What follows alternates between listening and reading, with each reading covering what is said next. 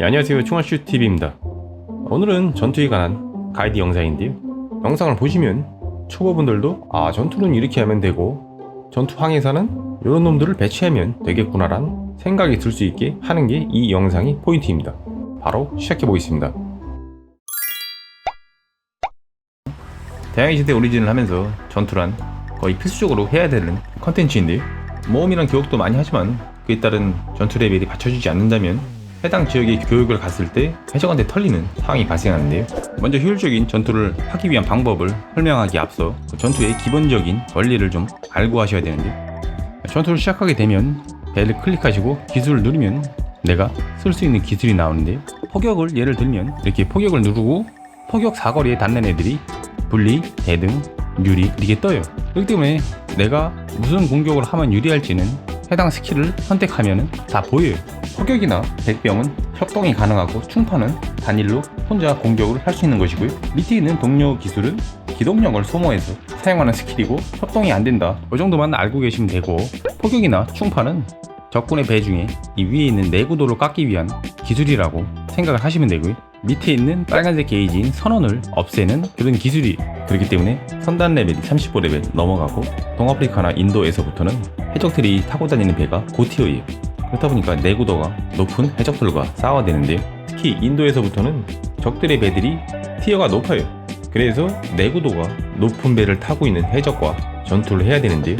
그래서 앞서 설명드린 대로 내구도를 주로 깎는 포격과 충파에 대한 비중보다는 선원을 죽일 수 있는 백병을 비중을 두어야 전투 효율이 더욱 좋아지는데요.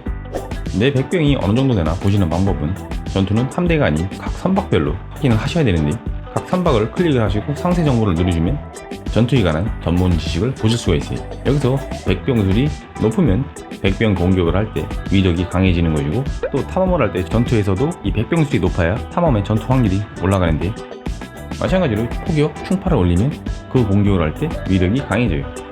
지원술은 지원 관련 스킬을 쓸 때 필요한 능력치인데 다른 전문 지식에 비해 효율이 좋지 않아서 저는 아예 지원에 관한 항해사를 쓰지 않고 있어요. 전투의 기본은 이 정도만 알면 되고, 그럼 이제 인도에서 전투가 가능하게 만드는 것이 문제인데요. 먼저 전투가 되고 안 되고는 한 땀 한 땀 손으로 하는 수동 전투는 전투가 된다고 볼 수 없어요. 이런 방식으로 하는 전투는 게임이 아니라 노가다예요. 전투를 시작하고 살짝 손만 보면 해당 해역에서 위임이 가능하셔야 전투가 된다고 말할 수 있는데, 그렇게 하기 위해서 먼저 아셔야 될 게 적이 내구도가 올라간 만큼 우리도 내구도를 맞춰야 하는데요. 내구도를 맞추는 방법은 여러 가지가 있는데, 그 중에 이 거래소에서 많이들 쓰시는 이 오스만 갤리를 사용하면 좋죠? 단지 비싸요. 배 전체를 이 오스만 갤리로 세팅하는 건 지금 시세에선 무리라고 생각이 드는데, 제가 지금 세팅한 걸 보시면은 저 같은 경우는 배 상태가 요래요. 오스만 갤리가 한 대 들어가 있고 나머지는 8티어에 많이들 타시는 지백이나 카락, 그리고 한 대는 프리깃이에요. 저 같은 경우는 맨 처음에 이 오스만 갤리 한 대와 프리깃 4대로 인도에서 사냥을 했는데요. 지금도 선박에 이 프리깃들이 들어가 있어요. 물론 이 프리깃이 백병선이라 백병을 하시기에 유리할 수밖에 없어요. 단지 그렇게 하려면은 인도를 무역을 하실 때는 무역이 필요한 카락이나 지백으로 가셨다가 인도에 도착해서 전투를 하기 전에 이 선고에 있는 프리깃으로 교체를 하셔야 돼요. 물론 하시다 보면 부품 갈고 바꾸는 게 능숙해지신다면 조금 수월해지시긴 하실 텐데, 어쨌든 귀찮아요 이게.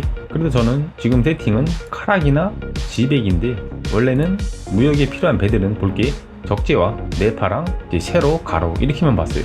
근데 지금은 앞에다 하나 더 써놨죠. 내구도까지 써놨어요.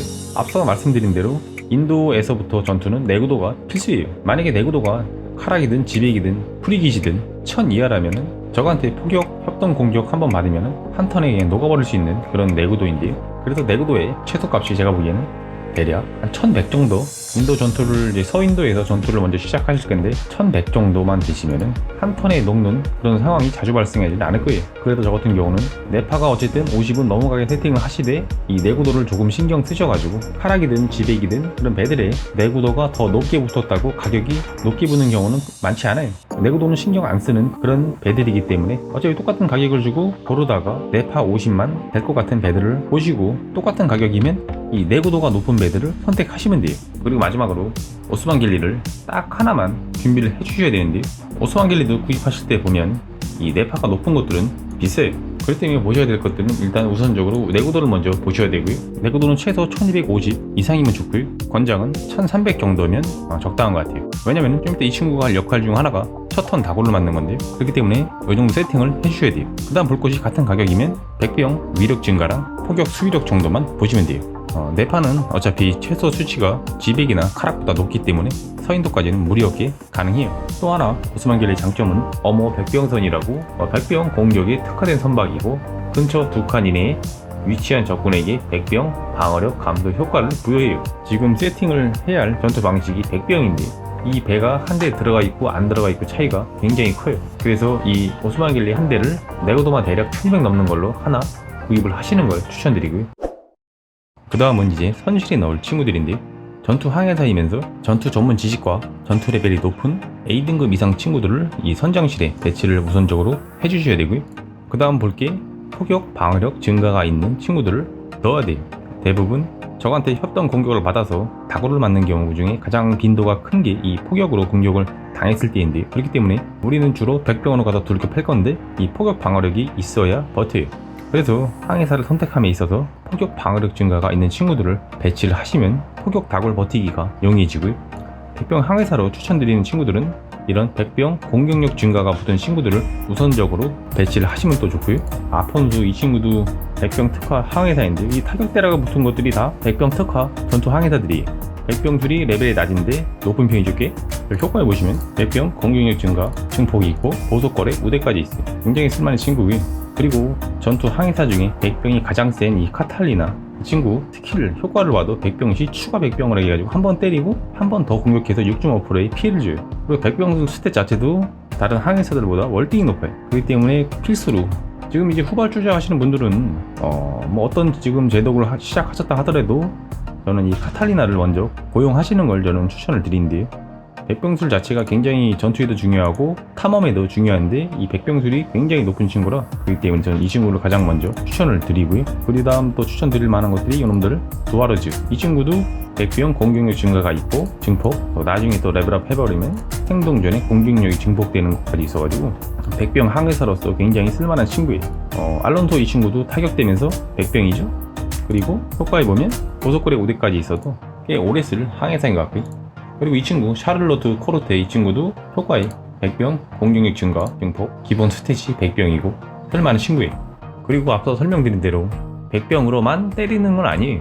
밈을 하면은 포격으로 때릴 때도 있고 충파로 때릴 때도 있어요. 구스타프 같은 친구들 포격 특화 이런 전투 항해사들도 포격 위주라고 뭐 안 쓸만하고 이런 건 아니에요. 그러니까 배치하셔서 충분히 쓸만하고요. 효과에도 이제 포격 같은 걸 넣어서 자동 전투를 할 때 포격으로도 데미지가 어느 정도 들어갈 수 있게 세팅을 하시면 되는데 이런 식으로 필요한 효과가 백병 공격력 증가랑 포격 방어력 증가 이 두 가지가 좀 우선순위가 높은 편이라 이런 놈들 먼저 배치를 해주시고 그리고 이제 탐험이라든가 교육 항해사를 넣어야 돼요. 근데 효과를 보더라도 모험이나 교육 항해사는 모험이나 교육에 유리한 효과들을 가지고 있는 친구들도 좋은 친구인데 전투에 도움되는 전투 효과까지 있다면 더욱 쓸만한 항해사라고 볼 수가 있는데 이 존 바이런 같은 경우는 모험 항해사인데 긴축 배굴이 쓸만한 효과가 아직 아닌 것 같고 대신에 이 포격 방어력 증가가 있어요. 그나마 지금 이제 쓸만한 그런 친구인데 뭐 A급이라 기본 스탯이 높고 그 다음에 로이드 스타틴이라고 로페스를 하시면 기본적으로 얻을 수 있는 항해사인데요. 이 친구도 B급 모험 항해사인데 이 포격 방어력 증가 스킬이 있어요. 그리고 술탄도 S급인데 지금 이제 전투를 하다 보니까 포격 방어력 증가 쓸만한 스킬이 있어요. 그리고 또 신출 기몰이라고 이것도 턴 시작해서 18% 확률로 모든 공격력이 증가하고 행동 종료 시도 18% 확률로 모든 방어력이 증가해요. 전투를 하다 보면 꽤나 자주 신출 기몰 발동이 돼서 S급이기도 한데 하다 보니까 전투에도 굉장히 도움이 되더라고요. 이런 식으로 전투 항해사가 아니더라도 어쨌든 모험이나 교육 항해사를 배치를 해야 되니까 전투함에 있어서도 유리한 스킬이 있는 친구들을 우선적으로 배치를 해주시면 전투에도 더 유리한 효과를 받을 수 있습니다. 그리고 이제 제가 말씀드린 대로 세팅을 하셨다면 출항소에 가서 선원을 최대로 모아주시고요. 보급에서 비율 설정을 요거는 맘대로 하시면 되는데 저 같은 경우는 어쨌든 교육품을 좀 실으면서 전투를 해야 되니까 교육 70에 물 15, 식량 15인데 이 물이랑 식량을 2%씩 빼고요. 포탄을 4% 만들어요. 저는 이런 방식으로 하는데 자유롭게 하시되 이 포탄이 어느 정도 들어가 있어야 돼요. 자동 전투를 할 때 포격이나 충파가 유리한 경우에 위임시 자동으로 쓰니까 여기 필수적으로 포탄도 챙겨주세요. 이렇게 전투를 걸고 여기 들어가자마자 이 위임을 풀어야 돼요. 근데 이게 늦어버리면은 튀어나가요. 만약에 이게 튀어나갔다면은 이렇게 보고 여기 위에 보시면은 누르기 한번 해가지고 다시 붙잡아 오시고, 아니면은 전판에서 전투가 끝나면 위임을 풀어 두시면 되고, 처음에 보시면은 이 정도 거리가 나는 갈 수 있는데 얘들도 볼 수 있겠죠? 여기다 대기를 해도 상관이 없는데, 그렇게 되면 뒤에 거까지 포격으로 맞을 가능성이 있으니까 저 같은 경우는 이 정도 거리 되면은 그냥 한 칸 뒤로 빼요. 그냥 한 칸 빼도 되고 그대로 둬도 되는데 중요하지 않고, 그거는 이 기암을 중심으로 이제 살짝 뒤쪽에다 배치를 하시면 돼요. 기암이 맨 앞에 있어야 되고 나머지는 그냥 대기를 눌러주시면 돼요. 이 대기를 눌러주시면은 이 기동력이 충전돼서 내가 위임을 눌러놓으면은 지들이 알아서 동료 기술까지 사용을 해요. 어쨌든 적군이 한 턴 시작을 하고 맞을 수 있어요. 그래도 기암이 아닌 다른 친구들이 맞더라도 지금 세팅해놓은 게 내구도가 1100이 넘어가기 때문에 그렇게 심한 타격은 안 입어요. 그리고 이렇게 해놓은 다음에 지금 위임을 누르시면 돼요. 그러면은 대부분 백병 공격력이 강한 친구들이라 백병으로 때리는 그런 경우가 많고요. 만약에 배 상성 때문에 그게 아니라면 폭격이나 충파를 자기들이 알아서 써요. 항해사들 포격 방어력 증가가 세팅이 어느 정도 되어 있는 상태라서 포격 다굴에도 큰 데미지를 입지는 않고요. 그리고 아무리 오스만 갤리도 도배를 하더라도 그냥 시작하자마자 위임 때려버리면은 가끔 한 대 터질 때가 있어요. 그러면 당연히 마을에 가서 수리돼야 되고, 또 가끔 가다 항해사가 부상을 입어요.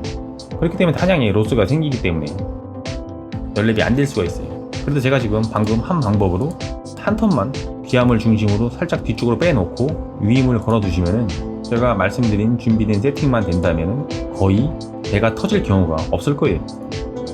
저 같은 경우는 맨 처음에 인도에 왔을 때 전투력이 11만 초반이었어요. 그때는 레벨도 갓 35 넘은 상태였고, 그래서 배도 5대로 전투를 시작한 것이고요. 레벨 40이 되면 배가 한 대 늘어서 6대로 전투를 할 수 있어요.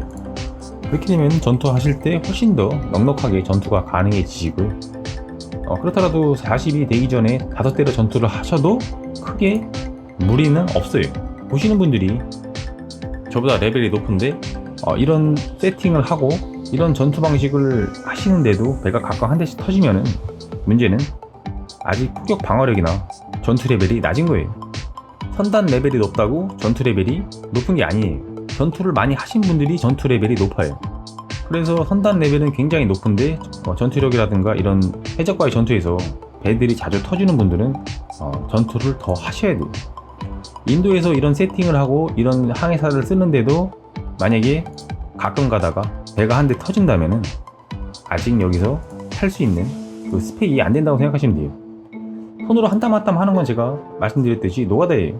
잠깐 한 턴 기암을 중심으로 뒤로 빼는 그 정도 수고로움은 할 수 있다고 생각을 하는데, 그 이상은 피로도가 너무 심해서 게임이 오히려 지루해질 수가 있어요.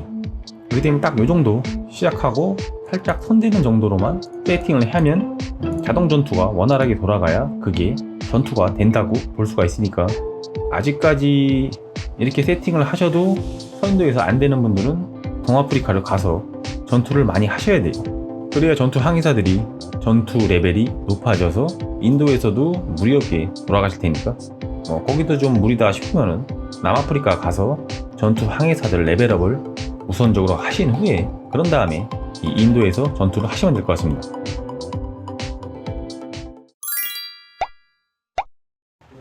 네, 오늘 이렇게 전투에 관한 공략을 해보았는데요. 많은 내용을 담으려고 말도 좀 빠르게 하면서 찍었음에도 영상이 굉장히 길어졌어요. 이거 말고도 제가 지금 사용하는 항해사들을 설명드리려고 했는데 영상 자체가 너무 길어져서 그거는 제가 더보기란에 첨부를 할게요. 보시고 제가 아까 설명드린 대로 필요한 스킬에 항해사를 쓰는 그런 세팅이니까요. 참고를 해주시고 배치를 해주시면 될 것 같아요. 보시는 분들께 도움이 되었으면 좋겠네요. 네, 오늘 영상은 여기까지 하고 또 다음번에 도움되실 만한 영상 가지고 찾아오도록 하겠습니다. 감사합니다. 총알슛TV였습니다.